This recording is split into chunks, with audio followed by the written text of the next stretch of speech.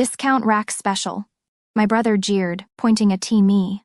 His voice cut through the soft melody of the string quartet like a crack in a crystal glass. He wanted an audience, and in the gilded hall celebrating my parents' 40 years of marriage, he got one. Every eye turned. Cousins, aunts, old family friends. Their gazes landed on me, then on the simple navy dress I wore. It was elegant, understated. It had no rank, no insignia, no medals. It was the armor of a woman trying to be a daughter for one night, not a soldier. Mark's smile was wide, predatory. He was a vice president at some tech firm now, a world of hostile takeovers and market disruption. He saw every conversation as a battlefield to be won, every family gathering a territory to be marked. He took a theatrical step closer, lowering his voice into a stage whisper that carried across the polished floor. Seriously, Anya? You could have at least tried. Mom and Dad deserved better than your bargain bin effort. The words were a perfectly calibrated munition, designed for maximum collateral damage in a room full of people who valued appearances above all else.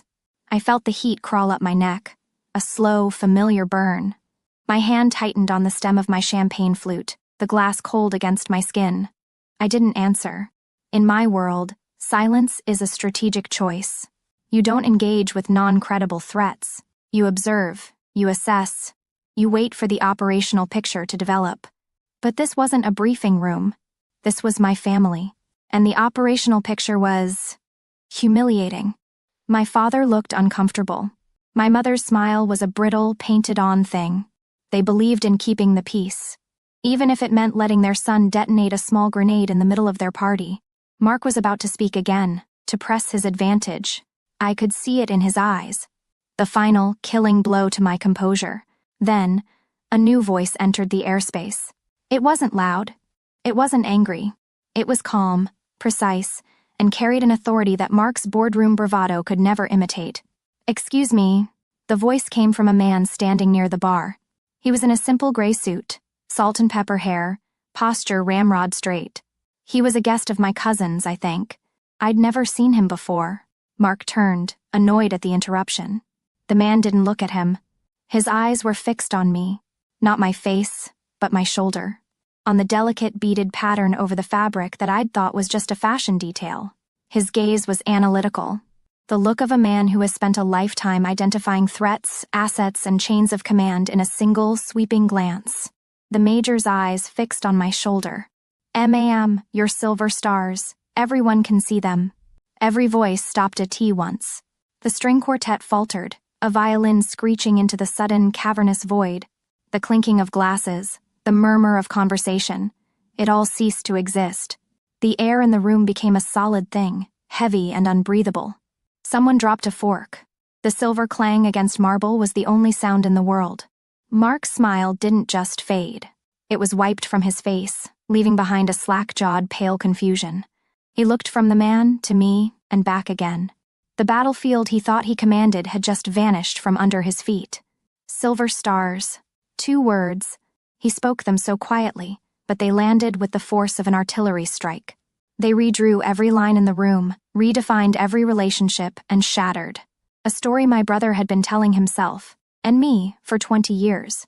The man in the gray suit gave a short, almost imperceptible nod, a sign of profound respect, an apology for having to speak at all. I just stood there, the woman in the discount dress, bathed in a silence that was louder than any insult my brother had ever thrown at me. That silence in the hall had an echo. It took me back 18 years to another room, another judgment. The battlefield then was my parents' dining table. The weapon of choice was my college application. I'd chosen a liberal arts program, and my brother Mark, home for the weekend from business school, treated it like a personal insult. "An arts degree?" he said, pushing a piece of roast beef around his plate. "What's the strategic objective there, Anya? A career in professional daydreaming?" He looked at my father for support.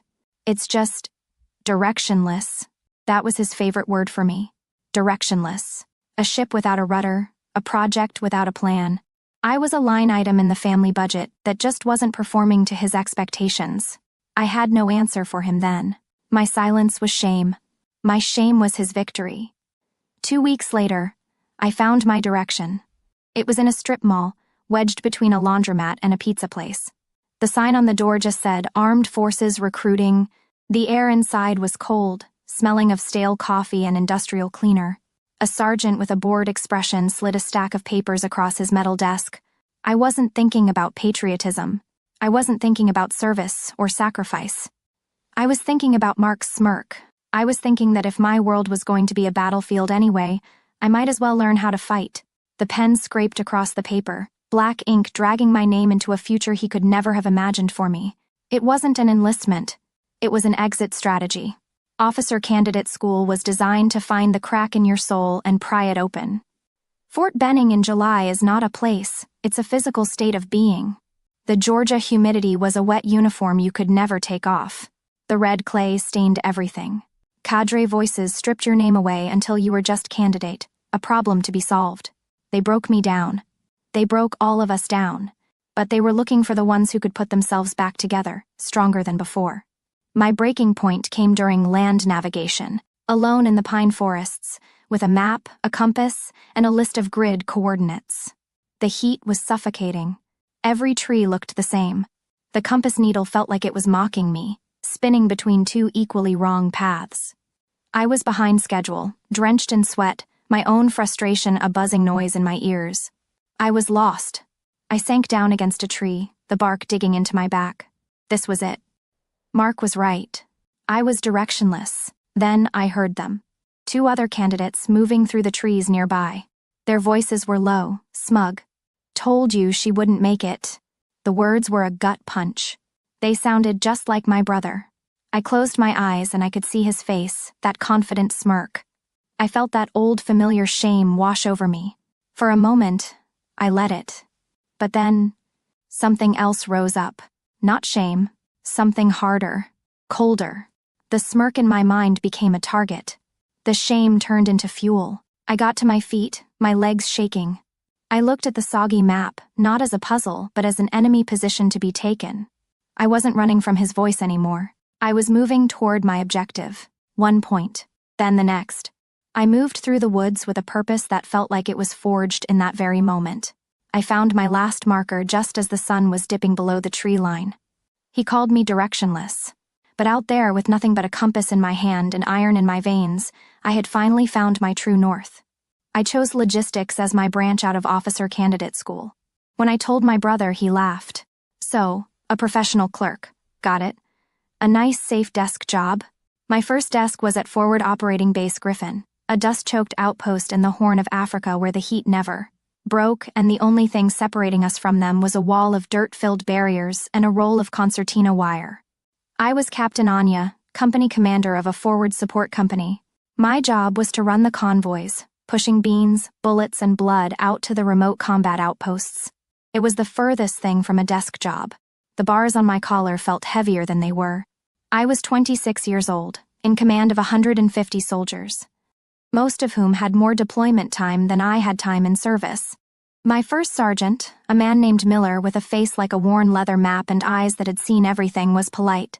But it was a careful, professional politeness. He was waiting to see if the new CO was going to get someone killed. The test came on a Tuesday. We were in the TOC for the morning convoy brief.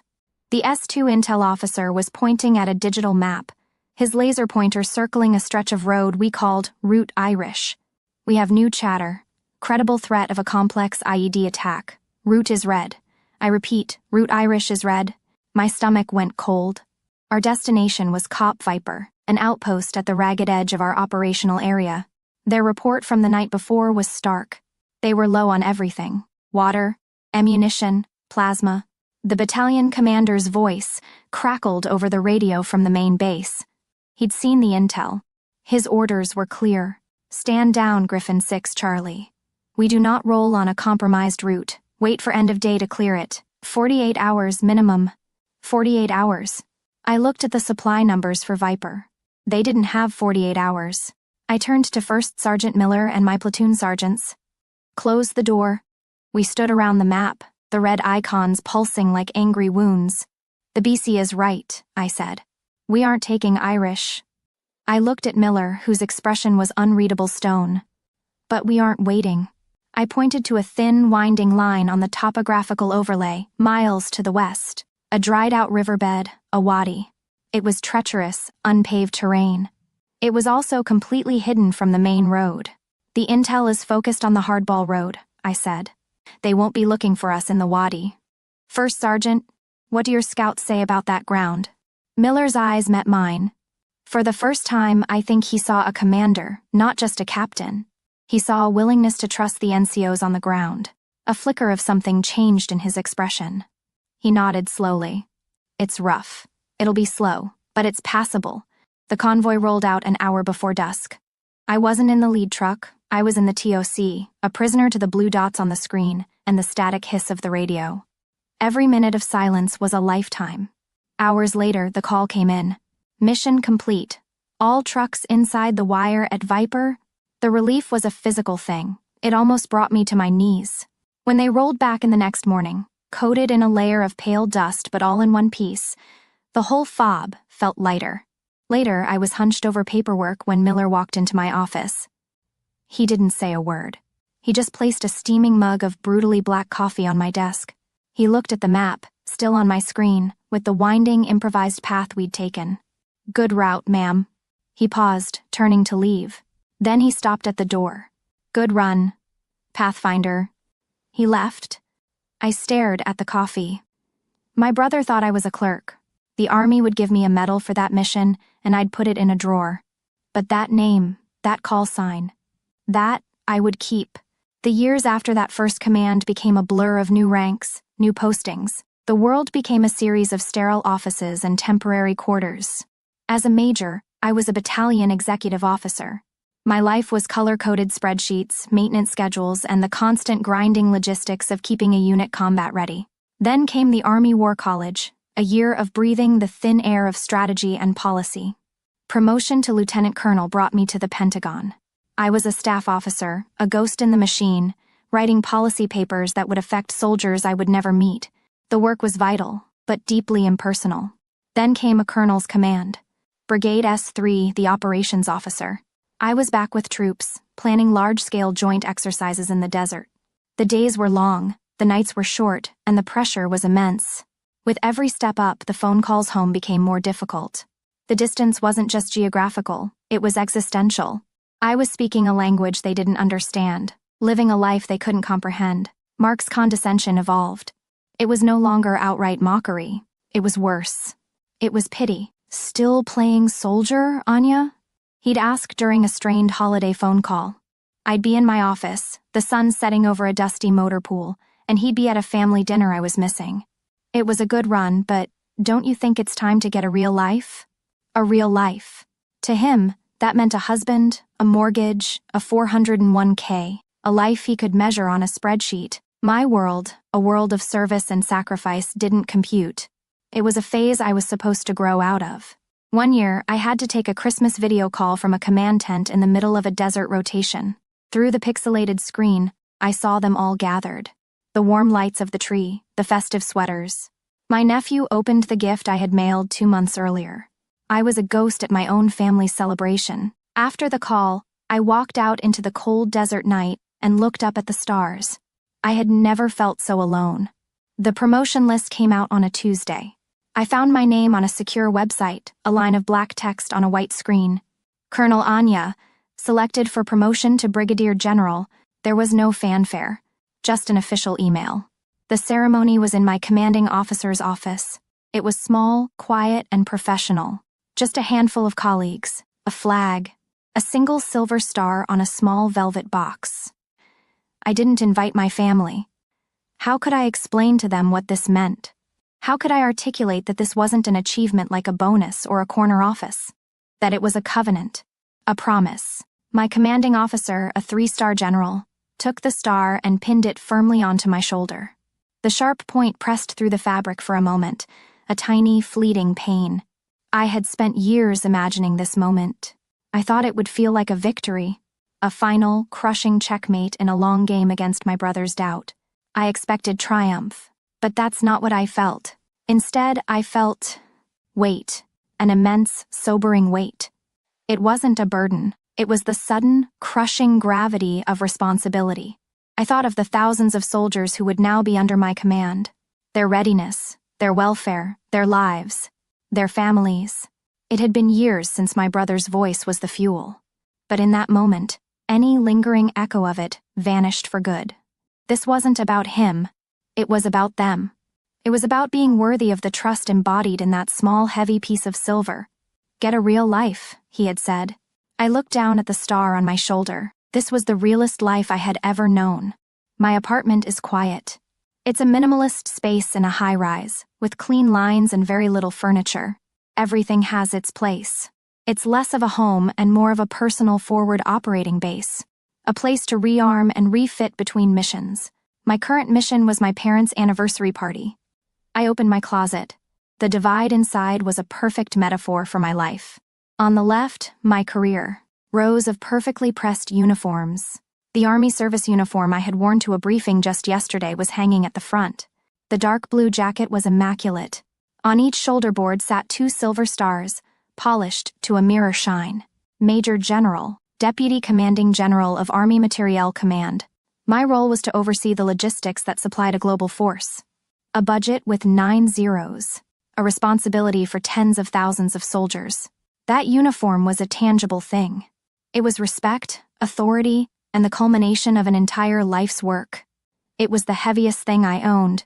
On the right side of the closet was the other Anya, a small, sparse collection of civilian clothes, most of them bought out of necessity, worn once or twice. They were the costume of a person I rarely got to be. My hand hovered there, in the space between those 2 worlds. I could have chosen something else. A power suit. An expensive designer dress that would speak my brother's language of money and status. I could have worn my own armor into his arena, but my finger traced the simple fabric of a navy blue dress hanging at the end of the rack. I'd bought it a week ago off the rack at a department store, no label, no pretense. It was just a dress. Choosing it was a conscious, strategic decision. Tonight wasn't about winning. I had given up on that objective years ago. Tonight was about an attempt at connection, a diplomatic gesture. For one night, I wanted to walk into that room and not be the directionless little sister or the overachieving soldier. I wanted to be just Anya, a daughter, a sister. This dress was my white flag. It was an act of voluntary disarmament. I was choosing to walk onto my brother's battlefield without my rank, without my shield. I was offering a truce, hoping that if I met them on their terms, in their world, they might finally see me. It was a fool's hope, probably. A high-risk, low-probability of success operation. I knew that. A part of me, the seasoned commander, assessed the terrain and knew the mission would likely fail. My brother's psychological operations were too entrenched. But the other part of me, the part that still remembered being a little girl in that house, had to try. I took the blue dress off the hanger. The fabric was light in my hands, a stark contrast to the weighted wool of my uniform. I put it on. I looked at my reflection in the mirror. A woman in a simple blue dress. For a second, that's all I saw. Then, habit took over. My shoulders squared themselves, pulling back into a familiar, rigid posture. My chin lifted. The woman in the mirror was no longer just a woman.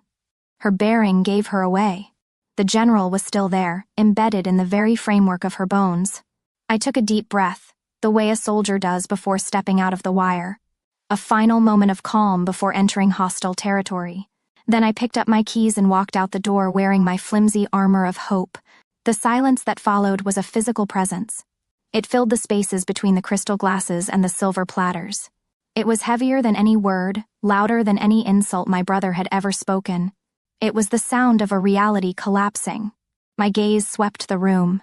It was a commander's assessment of the terrain after the battle was over. My parents stood frozen, their faces a mixture of shock and utter confusion. They looked from me to my brother and back again, as if trying to reconcile 2 completely different intelligence reports on their own children. For the first time, they were seeing the map, not just the tiny corner of it they had lived in. Then I looked at Mark. The color had drained from his face, leaving behind a pale, waxy sheen under the ballroom lights. His mouth was slightly open, his lifelong armor of arrogance and condescension vaporized in an instant. He was disarmed, defeated, not by an attack, but by a single, quiet statement of fact. His mouth worked, trying to form a word. "Anya," he stammered. I didn't know." An apology was coming. a desperate attempt to rewrite the history of the last 20 years, to reframe his cruelty as simple ignorance. A part of me, the little sister who had spent years craving his approval, waited for it. But the general officer standing in that hall did not. I met his eyes. I gave him no anger, no triumph. I gave him nothing. Just a long, quiet, final look. It was the end of the conversation, the end of the war. With that, I turned away from him, a deliberate, final pivot.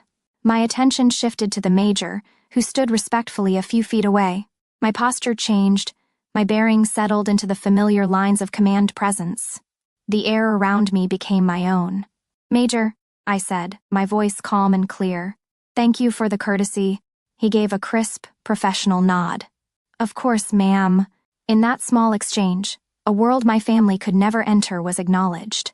We were two officers, observing a protocol that superseded everything else in the room. I gave a polite, fleeting nod to my parents. There was nothing to say. No explanation I could give them that would make sense of the chasm that had just opened up at their feet. Then I turned, and I walked. It was not a retreat. It was an advance in a new direction. My back was straight, my steps were measured. I didn't look back. I could feel the weight of every eye in that room on me, but they no longer mattered. Years ago, I had walked into a recruiter's office to run away from my brother's voice. Now, I was walking away from his silence. This time, I wasn't running from anything. I was simply leaving it behind, an artifact from a former life. His laughter used to fill every room, but the silence he left me with, that was all my own. He spent a lifetime trying to define me by what he thought I was. He was loud, and for a long time, I let his voice be the only one I heard. If anyone has ever tried to write you into a smaller story than the one you were meant to live, tell me in the comments how you finally wrote your own ending.